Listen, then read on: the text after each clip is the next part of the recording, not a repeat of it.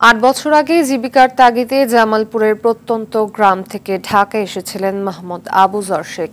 ইট পাথরের শহরে ট্যাক্সি চালাতে চালাতে পরিবারকে আশ্বাস দিতেন ঋণের টাকা পরিশোধের, কিন্তু শিক্ষার্থীদের সঙ্গে বৈষম্য বিরোধী আন্দোলনে অংশ নিয়ে ফেরেন লাশ হয়ে।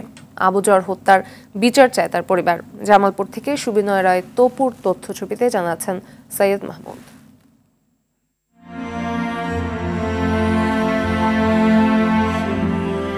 এমন বেদনা কিভাবে সহ্য করতে পারেন একজন মা? আবুজরকে হারিয়ে শুধু ডুকরে কাঁদেন মা সুফিয়া বেগম।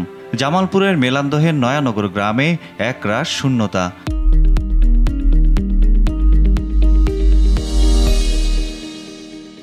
ক্লান্ত দুপুরেও এখানে অসার নীরবতা।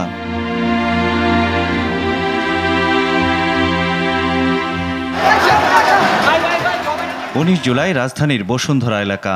রংপুরের শিক্ষার্থী আবু সাইদ নিহত হবার খবর ততক্ষণে ঢাকায় পৌঁছে যায়। হত্যাকাণ্ডের প্রতিবাদে আন্দোলনে শিক্ষার্থীদের সঙ্গে রাস্তায় নেমে আসে নানা শ্রেণী পেশার মানুষ।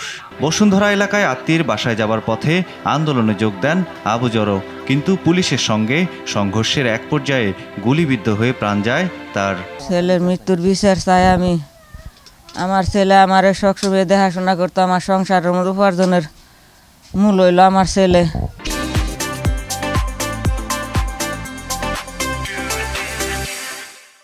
স্বজনরা জানান ৮ বছর আগে রাজধানীর কুড়িল এলাকায় এক বাসায় কেয়ারটেকার হিসেবে যোগ দেন আবুজর।